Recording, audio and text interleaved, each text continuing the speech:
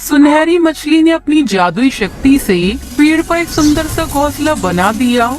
टुनटुनी सुंदर वन में अपना घोंसला बनाकर रहती थी। टुनटुनी बहुत सीधी थी। उसके सीधेपन का सभी पक्षी फायदा उठाया करते थे और पीठ पीछे उसे बेवकूफ, बुद्धू और नासमझ जैसे टाइटल दिया करते थे। एक दिन कालू कौआ उसके घर आया। टुनटुनी, तुम बहुत सीधे और दयालु चिड़िया हो, वरना तो जंगल में कोई पक्षी ऐसा नहीं है कि उससे मदद की कोई उम्मीद भी की जा सके। क्या बात है, तुम्हें क्या मदद चाहिए? दरअसल मेरी घर की हालत बहुत खराब है। मेरे घर की छत बरसात में टपकती ही रहती है। क्या मैं बरसात के मौसम में तुम्हारे घर पे रह सकता हूँ? हाँ हाँ, क्यों नहीं। तुम इस बरसात में मेरे घर रुक जाओ, फिर बरसात बीत जाने के बाद हम दोनों मिलकर तुम्हारे घर की मरम्मत कर लेंगे। ठीक है टुनटुनी, अभी जाकर अपना सामान ले आता हूँ। तब तक आप लोग कमेंट में बताएं 5 into 5 कितने होते हैं। कालू उसी दिन घर में शिफ्ट हो गया। कालू बहुत ही आलसी कौवा था। वो कोई काम नहीं करता था, वो बस खाता और सोता है। टुनटुनी ने सोचा, चलो कुछ दिनों के मेहमान से क्या काम करवाना। वो स्वयं उसके सारे काम कर दिया करती थी। एक दिन टुनटुनी नदी के किनारे दाना ढूंढने गई तो उसे किसी की पुकारने की आवाज सुनाई दी। कोई है? कृपया मेरी मदद करो। टुनटुनी ने सुना तो आवाज की दिशा में गई। उसने देखा कि छोटे से गड्ढे में एक सुनहरी मछली फंसी हुई है। शायद नदी की नहर के साथ बहकर गड्ढे में फंस गई होगी। टुनटुनी उसे सावधानी से उठाकर नदी के पानी में छोड़ दिया। वाह टुनटुनी, तुम तो बहुत अच्छी चिड़िया हो। मेरी जान बचाने के लिए शुक्रिया। अरे, तुम्हें मेरा नाम कैसे पता? तुम तो रोज यहाँ दाना चुगने आती हो और मैं रोज यहाँ ठंडी हवा खाने आती हूँ। मैं तो तुम्हें रोज देखती थी। तुम्हारे साथी पक्षियों के मुंह से तुम्हारा नाम भी सुना था, पर तुम मुझे नहीं जानती। मेरा नाम सुनहरी मछली है। ओह, तो ये बात है। सुनहरी मछली, तुम तो बहुत सुंदर और प्यारी हो। तुम्हारा रूप तुम्हारे नाम की तरह सुनहरा है। तुमने कुछ ज्यादा ही तारीफ कर दी। धन्यवाद। क्या तुम मेरी मित्र बनोगी?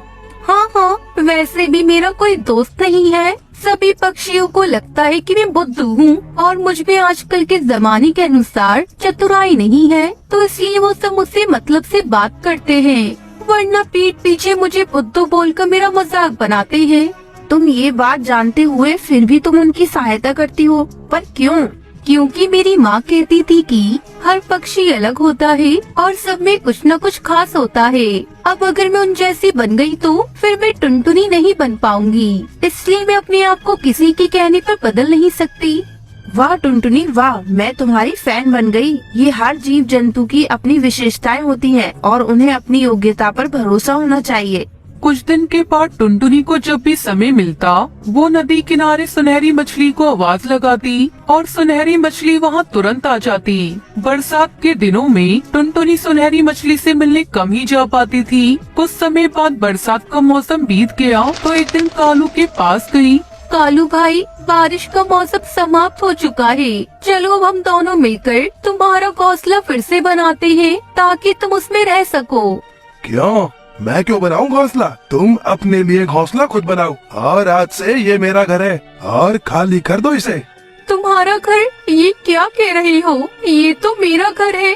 देखो टुनटुनी, अब ये मेरा घर है तो मैं तो यहाँ से कहीं नहीं जाने वाला और तुम यहाँ अब और नहीं रह सकती। तुम पर तरस खाकर मैंने बरसात में तुम्हें यहाँ रहने दिया, अब तुम्हें जाना होगा। कालू को वो धक्के मारकर टुनटुनी को घर से निकाल देता है। कई पक्षी शोर सुनकर अपने घरों से निकल आए। अरे कालू, क्या कर रहे हो? टुनटुनी को उसके ही घर से धक्के देकर क्यों निकाल रहे हो? क्या बताऊं तोताराम, इसने अपना घर मुझे बेच दिया है और कहा कि बरसात के बाद ये घर खाली कर दूंगी, पर अब जाने का नाम ही नहीं ले रही है।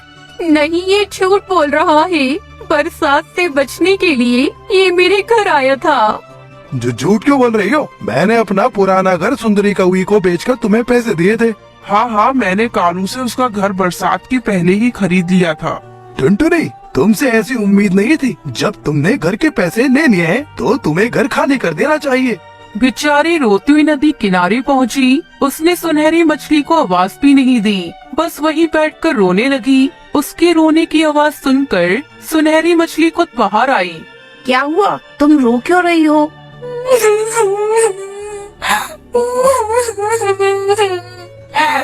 क्या बताऊं बहन, मैंने कालू को बरसात के मौसम में अपने घर में शरण दी थी, पर अब वो उल्टा मेरे घर पर कब्जा करके बैठ गया है। हमेशा मेरे साथ ऐसा ही होता है, लोग मेरा फायदा उठाते हैं और मुझे ही बुरा बना देते हैं। कोई बात नहीं, ईश्वर के घर अंधेर नहीं, ऐसे पक्षी एक न एक दिन अपनी कीर की सजा जरूर पाते हैं। तुम चिंता मत करो, मैं तुम्हारे लिए इसी नदी के तट पर बरगद के पेड़ पर एक सुंदर घोंसला बना देती हूँ। सुनहरी मछली ने अपनी जादुई शक्ति से पेड़ पर एक सुंदर सा घोंसला बना दिया। वाओ, ये तो बहुत ही सुंदर घर है। सुनहरी मछली, आपका धन्यवाद, आपने मेरी इतनी सहायता की। तुम यहाँ नदी किनारे खुशी खुशी रहो, कोई तकलीफ हो तो संकोच न करना। टुनटुनी खुशी खुशी वहाँ रहने लगी। अब वो दिन रात किसी भी समय अपनी दो सुनहरी मछली से बात कर सकती थी। सुंदरवन जंगल में टुनटुनी चिड़िया अपनी बेटी लूसी के साथ रहती थी। उसके पति की मौत 2 साल पहले बस दुर्घटना में हो गई थी। टुनटुनी चिड़िया बहुत ही गरीब थी। अपने पति की मौत के बाद वो घर चलाने के लिए मजदूरी करने लगी। एक दिन टुनटुनी चिड़िया अपनी बेटी से कहती है, बेटा, देख रही हूँ तू कई दिनों से स्कूल नहीं जा रही है, क्या बात है? माँ, मेरी स्कूल की फीस तुमने जमा नहीं किया था, इसलिए टीचर ने मेरा नाम स्कूल से काट दिया। तूने मुझसे कहा क्यों नहीं लूसी? मैं आज ही जाकर सेठ से कुछ रुपए उधार मांग कर लाती हूँ। कल तेरे स्कूल चलकर तेरी सारी फीस जमा कर दूंगी। टुनटुनी पैसे मांगने के लिए सेठ के यहाँ जा रही थी। तभी रास्ते में उसे कालू मिलता है। क्यों री टुनटुनी, कहाँ जा रही है? कितनी बार तुझसे कहा है तू मुझसे शादी कर ले, पर तू मानती नहीं। तुझे पता है ना मैं तुझसे कितना प्यार करता हूँ, पर तूने मेरा प्यार ठुकरा कर उस कमबख्त बंटी से शादी कर ली। अब तो वो भी नहीं रहा, अब भी समय तू मुझसे शादी कर ले, मैं तुझको रानी बना कर रखूंगा। रानी, मेरा इतना बड़ा घर है, बस एक घर वाली की कमी है। ये क्या बदतमीजी है कालू, तू हर बार मेरा रास्ता क्यों रोक लेता है? टुनटुनी रानी, तुम इतना क्यों भड़क रही हो? गुस्से में तुम्हारा चेहरा बहुत प्यारा लग रहा है। तुझे शायरी बहुत सूझ रही है। अगर तू मेरे सामने से नहीं हटा तो मैं तेरा वो हाल करूंगी कि तू आईने में अपना चेहरा देखना भूल जाएगा। काकी, ओ काकी, इधर तो आना। ये देखो, ये कालू मेरे साथ छेड़खानी कर रहा है। क्या रे छिचोरे, तू क्यों इस बेचारी को छेड़ रहा है? चल भाग यहाँ से, नहीं तो मैं मार मार कर तुझे गंजा कर दूंगी। काकी, तुम हमारे बीच में मत आओ, चुपचाप अपने रास्ते जाओ, नहीं तो अच्छा नहीं होगा। रुक, मैं अभी तुझे बताती हूँ। तभी कुछ और पक्षी वहाँ आ जाते हैं। बढ़ती हुई भीड़ को देखकर कालू वहाँ से भाग जाता है। इस घटना से टुनटुनी बहुत चिंतित हो जाती है। किसी तरह अपने आप को संभाल कर वो कड़कनाथ सेठ के पास जाती है और उनसे कुछ रुपए उधार मांग कर ले आती है। ये देख लूसी बेटा, मैं पैसे उधार लेकर आ गई। अब मैं कल चलकर तेरे स्कूल में तेरा दाखिला फिर से करवा दूंगी। मैं चाहती हूँ तू खूब पढ़े, मेरी तरह अनपढ़ ना रहे। माँ, वो सब तो ठीक है, लेकिन तुम इतनी उदास क्यों दिखाई दे रही हो? सेठ ने कुछ कहा है क्या?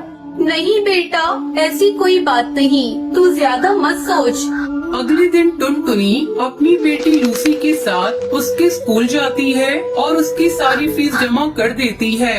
जब वो वापस घर लौट कर आती है तो देखती है उसका घर पूरी तरह से टूट चुका था। ये क्या हो गया? हमारा घर कैसे टूट गया? ना आंधी आई है ना तूफान, फिर ये सब कैसे हो गया?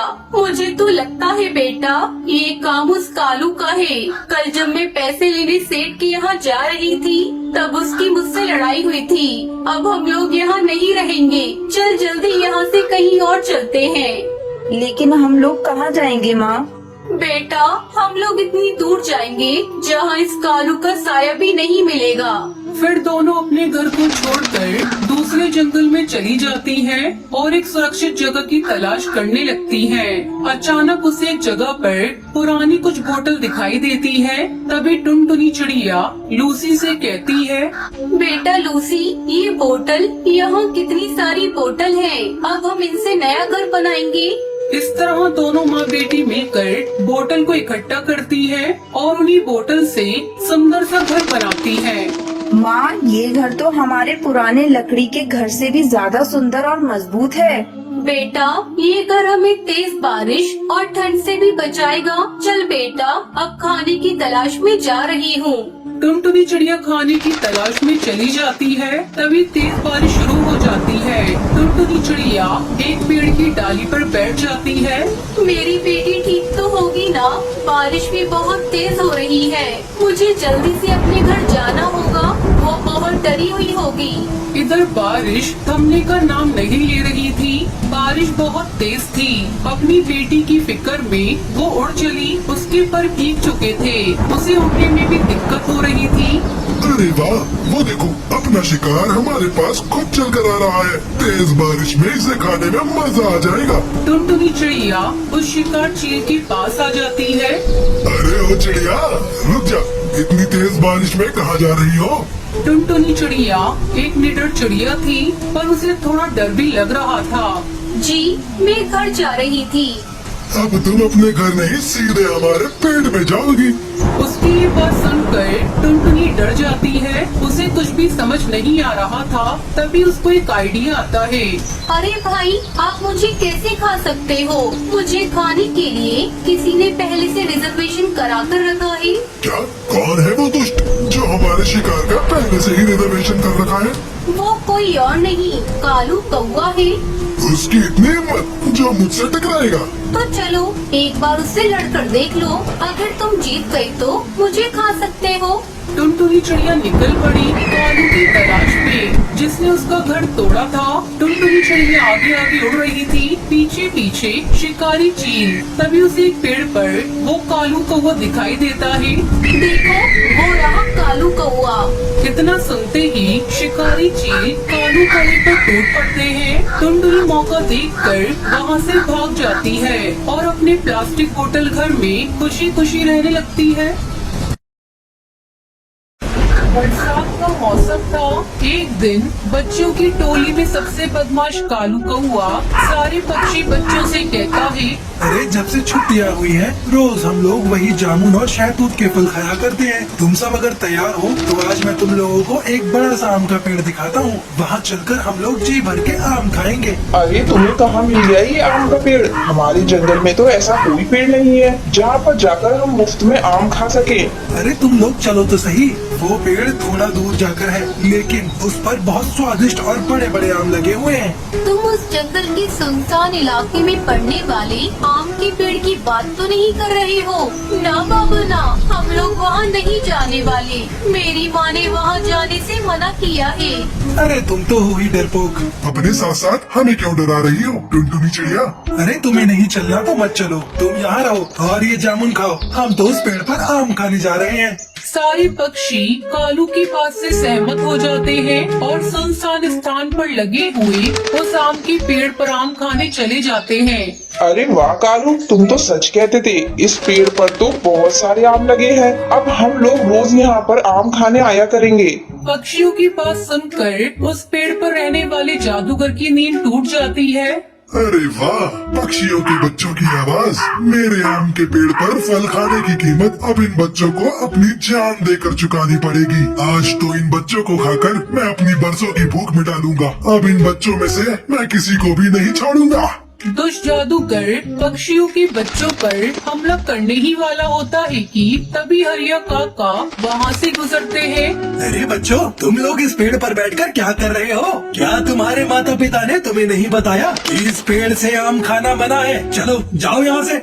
हरिया काका को वहाँ देखकर सारे पक्षी बच्चे डर जाते हैं और तुरंत वहाँ से उड़ जाते हैं। ये कैसे हो सकता है? मेरे इतने करीब आकर मेरा शिकार मेरे हाथों से निकल गया।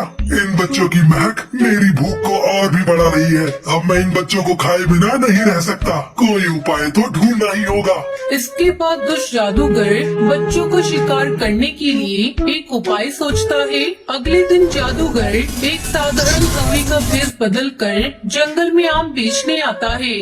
आम ले लो आम, ताजे ताजे आम, मीठे रसीले आम। मेरे आम इतने ताजे और रस भरे हैं कि जो इन्हें एक बार खाता है वो दोबारा खाए बिना रह नहीं पाता। आम बेचने वाले कौवे की आवाज सुनकर सबसे पहले बंटी कबूतर बाहर निकलता है। अरे आम बेचने वाले, तुम्हारे आम तो वाकई बहुत बड़े और रसीले लग रहे हैं। ऐसा लगता है जैसे तुम उसी पेड़ से तोड़कर ये पीले आम लाए हो। बंटी कबूतर उस जादूगर की बातों में आ जाता है और जैसे ही वो उस आम को खाता है वो जादूगर की वश में आ जाता है। एक शिकार का इंतजाम तो हो गया, बाकी के शिकार को और ढूंढना है। मैं किसी को भी नहीं छोड़ूंगा, तुम सबको चुन चुन के अपने आम के पेड़ पर ले जाऊंगा। इसके बाद बंटी कबूतर सम्मोहित होकर खुद ही उस आम के पेड़ के पास जाने लगता है। थोड़ी दूर जाने पर इससे पहले कि कोई और पक्षी मुझे देखे, जल्दी जल्दी उन बच्चों को ये आम खिला देता हूँ और पकड़कर अपने पेड़ पर ले जाता हूँ। तभी जादूगर को टुनटुनी चिड़िया अपने घर के बाहर खेलती हुई दिखाई पड़ती है। अरे आओ आओ छोटी चिड़िया, तुम्हें भी आम बहुत पसंद है ना? लो मेरे आम खाकर देखो। नहीं नहीं, मेरे पास आम खरीदने के लिए पैसे नहीं है। मुझे तुम्हारे आम नहीं चाहिए। तुम्हारे जैसे छोटे छोटे बच्चों को मैं मुफ्त में आम देता हूँ, मैं तुमसे पैसे नहीं लूंगा। आओ मेरे पास आम देखो कैसा है। नहीं, मैंने कहा ना मुझे आम नहीं चाहिए। मेरी माँ ने अजनबी पक्षियों से कुछ भी लेने को मना किया है। बड़ी जिद्दी है ये चिड़िया, लगता है ऐसे नहीं मानेगी। इतना कहकर वो अपने जादूगर रूप में आ जाता है। मैंने कहा ना, जल्दी से आम खा ले, खा जल्दी से, जल्दी खा। जादूगर जबरदस्ती टुनटुनी चिड़िया के मुंह में आम का टुकड़ा डाल देता है, जिसके बाद वो भी सम्मोहित होकर वहाँ से आम के पेड़ की ओर उड़ जाती है। इसी तरह वो दुष्ट जादूगर बारी बारी से जंगल के सभी पक्षियों को वश में करके अपने आम के पेड़ पर ले जाता है। कुछ देर बाद जंगल में अपने बच्चों को गायब पाकर सारे पक्षी रोने लगते हैं। अरे देखो पक्षियों, एक साथ इतने सारे बच्चों के गायब होने के पीछे जरूर कोई बड़ी वजह है। आज दोपहर को मैंने एक आम बेचने वाले को देखा भी था, जो बच्चों को मुफ्त में आम बांट रहा था। अब मुझे लगता है उस आम बेचने वाले जादूगर के आने के बाद से ही बच्चे गायब हुए हैं। हे भगवान, कहीं वही आम के पेड़ पर रहने वाला दुष्ट जादूगर ही तो हम सभी के बच्चे को नहीं ले गया। इसके बाद सभी पक्षी उस आम के पेड़ के पास पहुंचते हैं, जहां पर आम की जगह उनके बच्चे पेड़ पर लटके हुए दिखाई पड़ते हैं। सभी पक्षी अपने बच्चों के ऐसी हालत में देखकर रोने लगते हैं। अगर अपनी जान प्यारी है तो सब के सब चले जाओ, वरना तुम्हारे बच्चों के साथ साथ आज तुम लोग भी मारे जाओगे। देख, इन मासूम बच्चों को जाने दे और इस जंगल को छोड़कर चला जा, नहीं तो आज मैं तुझे नहीं छोड़ने वाला। अगर तू मुझे कैद करेगा तो तू भी मारा जाएगा। चला जा यहाँ से, ये बच्चे मेरे शिकार हैं। जादूगर की बात सुनकर हरिया काका एक लाल रंग का धागा पेड़ पर बांध देते हैं। इससे जादूगर चीखने लगता है। अरे अंकल, इन जादूगर अंकल को मत मारिए, ये तो बहुत अच्छी अंकल हैं। इन्होंने हमें मीठे मीठे आम भी खिलाए। बच्चों की मासूम बात सुनकर जादूगर को अपने किए पर बहुत पछतावा होता है और वो माफी मांगकर सभी पक्षी बच्चों को आजाद कर देता है। सभी बच्चे भी और सभी पक्षी जादूगर को धन्यवाद करते हैं और वहाँ से चले जाते हैं और खुशी खुशी रहने लगते हैं।